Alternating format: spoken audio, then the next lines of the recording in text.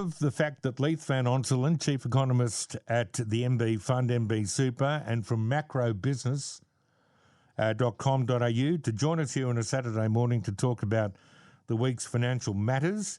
I'm delighted to say he's on the line. You'd be a breaker from way back, wouldn't you, Leith? Yeah, mate, a long time ago. I'm a little bit old now, mate. I'm in my mid-40s, so I'm not really into that stuff anymore, and my body's too rigid. Yeah, but hang on, you do boxing as well, though, don't you?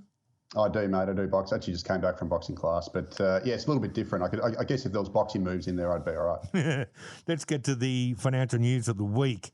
And something you've talked about for ages is where Australia's living standards are. And we're seeing a decline. And is it right to say that we've got the world's biggest decline in living standards?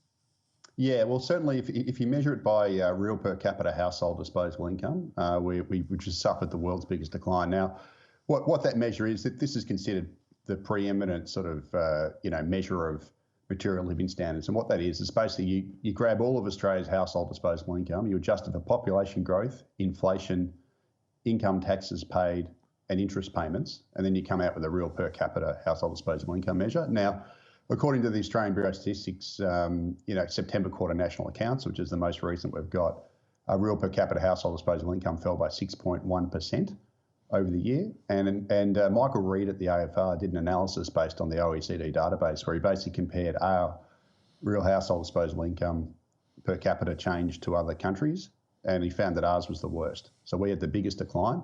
Our 6.1% decline compared to a 1.7% gain across the OECD on average. And so basically we've suffered the world's biggest decline in living standards, if you use that measure. And the scary thing about this, Luke, is that economist Chris Richardson projects that Australia's real household disposable income per capita by 2026 will only recover to 2015 levels. Gosh. So effectively we'll be, by 2026 we'll be at around 2015 levels, which is pretty somber when you think about it. Like it's a lost decade for Australian living standards. And there's a few reasons for this. Obviously, number one is Australia's wages haven't grown as quickly as other nations. So AMP did an analysis this week and it showed that Australian wages are growing slower than the US, UK and Eurozone, for example. The other reason is Australia has a dominance of variable rate mortgages. So what it means is all central banks have lifted interest rates, as we know. But in Australia, we've been hit relatively harder than everyone else because we've got so many people in variable rate mortgages that their mortgage payments have gone up a lot quicker than elsewhere. So that's also drained income. And then, of course, we've also had this massive rise in bracket creep. So in the year to September, overall income tax payments went up 22.5%, but overall wages only went up 7.5%. So effectively, people are being pushed into these higher tax brackets, which is pulling out their income there as well. So look, it's basically a triple whammy. We've been smashed on a whole lot of angles, and so that's why we suffered the world's biggest collapse in real per capita household disposable income. And you've been saying, and I know others don't like talking about this, but the per capita recession, that's evidenced or that's supported by these numbers, I assume, is it? Yeah, it is. So basically, we've had 3 consecutive quarters of real per capita GDP decline, and we're about to have another one when the December quarter accounts come out early next month. And the GDP is just one measure. It's not as good as this because this actually measures the impact on households, and we're all households. Let's face it. So households is where the living standards hit is, and it turns out that obviously, real per capita household disposable income's been hit a lot harder than per capita GDP, but both are in decline. Right. So we also, through the week, didn't we see wages recording a modest pick up? In fact, the Treasurer, from what I remember of the reporting, was quite excited by this. Should he have been? Yeah, look. I guess it's a half glass full analysis. So as I said, Australian wages are growing slower than just about everywhere else in the world.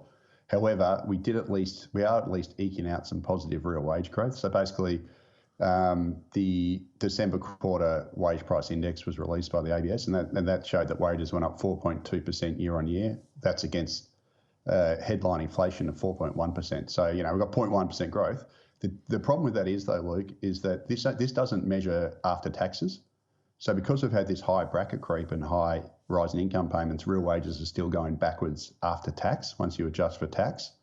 It's also worth pointing out that real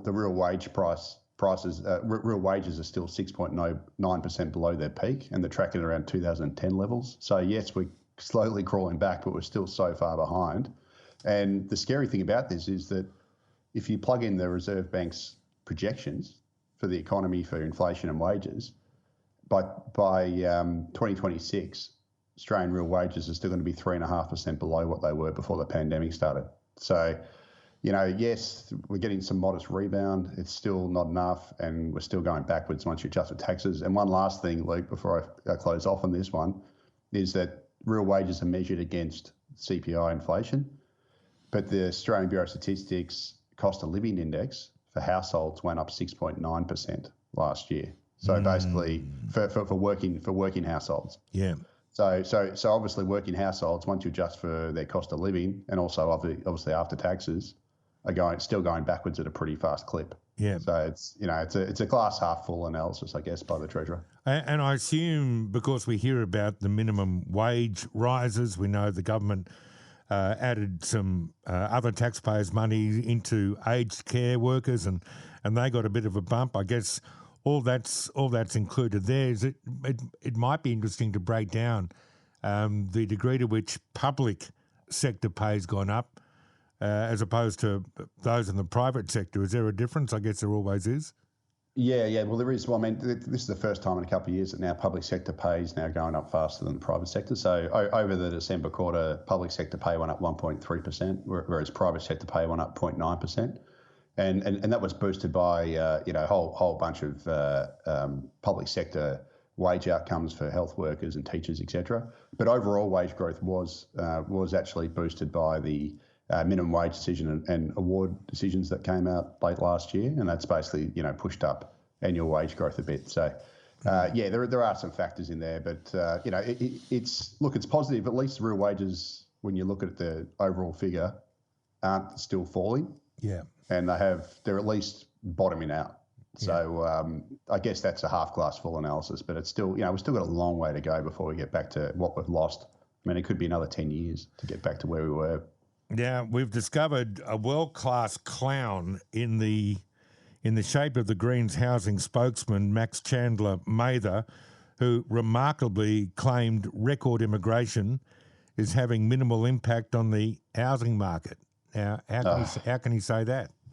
Mate, I can't stand this bloke. So I'll be quite honest. So Max Chandler-Mather is the Greens housing spokesman, and he went on ABC Insiders last week with David Spears. And David Spears asked him, because he banged on about how it's terrible, we need to build more public housing and, the housing crisis and all that. And I agree with him. The housing is an absolute disgrace. It's a crisis. Nobody can deny that. But the issue I have with him is David Spears said, okay, what about immigration? Like, we've got record immigration, 520,000 almost in a year, etc. And he said, no, immigration's a distraction. He just called it a straight out distraction. Oh, idiot. He said, mate, it gets worse than this though. So he said it's a distraction. He then also said that it has minimal impact on the housing market, which is just nuts when you consider that we've got vacancy rates of, about 1% across the capital cities. We've got more people living in tents. We've got people being forced to live in group housing. We've got really strong rental growth. And I'd argue it's the reason why prices are rising as well in the face of high interest rates. And Louis Christopher will probably talk about this when he's on later. Yeah. And the worst thing about it was David Spears said, look, well, do the Greens want more immigration, less immigration, whatever? And Chandler-Mather tried to duck the question over and over again, mumbled, all that sort of stuff. Yeah. Spears finally kept asking the question, said, answer the question.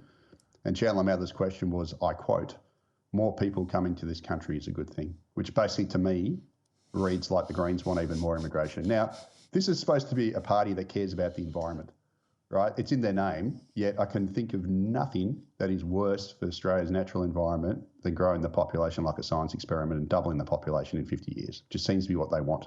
And it's also obviously the antithesis of housing affordability and solving the rental crisis. And his whole solution, his major solution to solving the housing crisis is we need to build more public housing. Well, guess what, mate? The Greens want to massively increase Australia's humanitarian intake. Where do you think those humanitarian intakes people are going to live? They're going to live in public housing.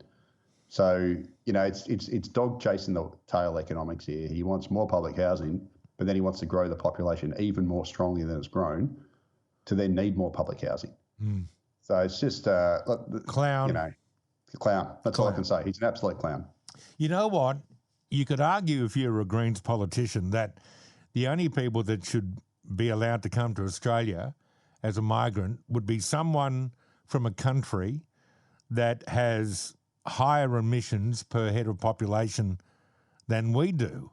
I mean, if you want to have the pure environmental debate and you see Australia as a problem child on the world stage, then would you bring someone from another country that produces less emissions per head of population to Australia? That's nutso, isn't it? Yeah, it is, but that's only if you view the environment through the narrow prism of carbon emissions, and I see it a lot more broadly than that. Now, the federal government every 5 years releases its State of the Environment report, which is basically the intergeneration report of the environment, and the most recent one and every one before that says that population growth is one of the major risks to the environment. It's a serious impact, and the reason for that is you have more people consuming things, creating waste, more land clearing, more intensive resource use, all this sort of thing. So it goes beyond emissions. And it's point blank in that document that gets released every 5 years that population growth is one of the key drivers of Australia's environmental decay. And yet you have this clown arguing for more population growth, which is exactly what damages the environment arguably the most, and also means that meeting net zero is going to be impossible when you have more people consuming energy and creating emissions through their resource use, etc. So look, someone needs to sue the Greens and ask them to hand their name back because they are anti-Green Party based on its policy. Outstanding. Macrobusiness.com.au. Leith Van Onselen, have a good weekend, mate. Talk to you next week. Yeah, thanks, Luke. Appreciate it. Thank you.